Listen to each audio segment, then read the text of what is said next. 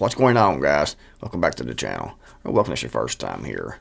Guys, I know that I'm beating this dead horse unnecessarily. I know I'm preaching to the choir here, talking to my subscribers about this coming food shortage. Because, if you're subscribed to this channel, no doubt you're already, or hopefully, you're already prepping or getting ready. You know the score, you know what's coming, and you're actually getting ready. However, there's always a few people who come on this channel who just wander on and don't know what's actually going on and aren't preparing for this big event that's coming. It's happening right now, but it's a slow process. And as it gets more and more severe, it will speed up much, much quicker and go over that cliff. Eventually, it'll feel like it's a sudden collapse to a lot of people. However, it's been happening for the last couple of years now.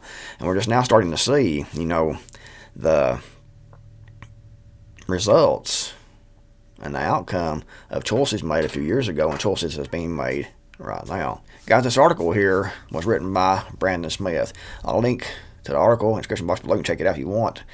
But food shortages in 6 months. The globalists are telling us what happens next.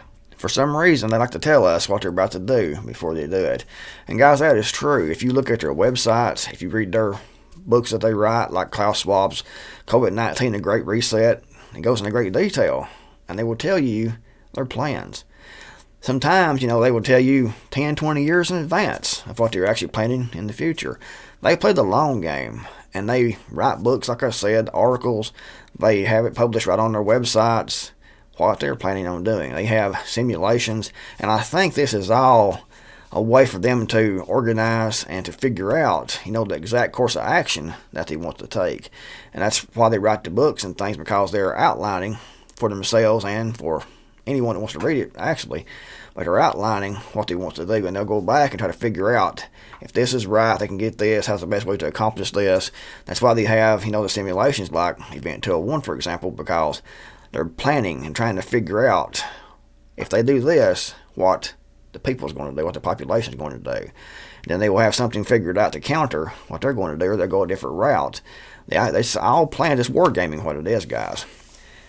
The idea that globalists artificially create economic collapse events will, of course, be criticized as conspiracy theory. But it is a fact. The idea that the globalists artificially create economic collapse events will, of course, be criticized as conspiracy theory. But it is a fact. And guys, they try to say that everything that they don't agree with, everything that goes against the mainstream narrative, is a conspiracy theory. And they do that to discredit anyone that's actually trying to put information out there about what they're doing. Because they want to put it out there, but then he wants to scream conspiracy theorist to mainstream media does. It's a cat and mouse game with the truth and with reality. Sometimes it can get kind of fuzzy and difficult to figure out.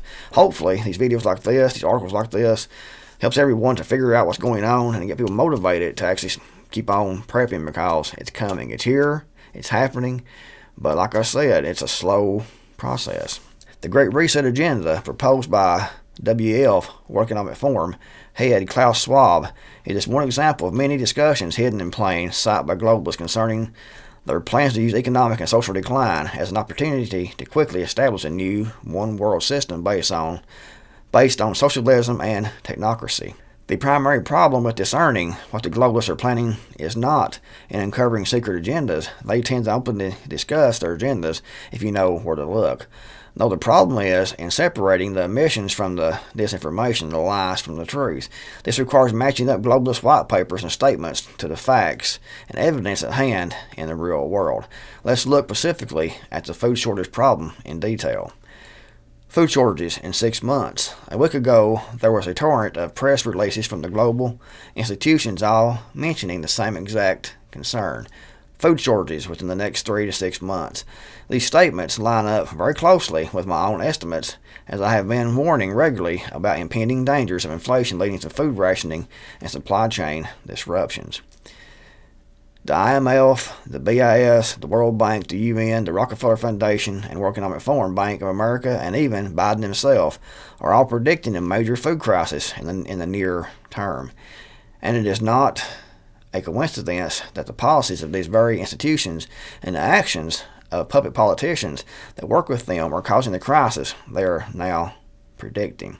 The claim is that Russia's invasion of Ukraine is the primary cause, but it is a distraction from the real issue. Yes, sanctions against Russia will eventually lead to less food supply, but the globalists and the media are purposely ignoring the bigger threat, which is currency devaluation and price inflation created by central banks pumping out tens of trillions of dollars in stimulus packages to prop up too big to fail corporate partners.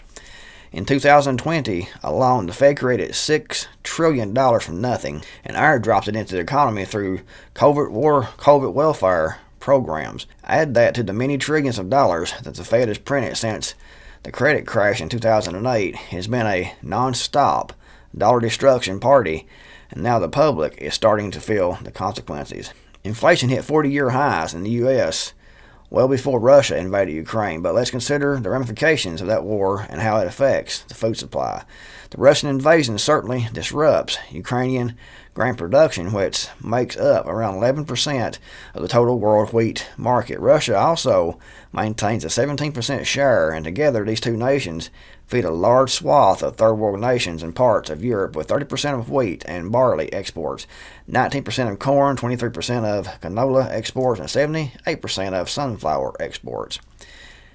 It is the sanctions on Russia that are a problem, as well as Ukraine. However, as Russia also produces around 20% of global ammonia and 20% of global potash supplies, these are key ingredients to fertilizers used in large-scale industrial farming.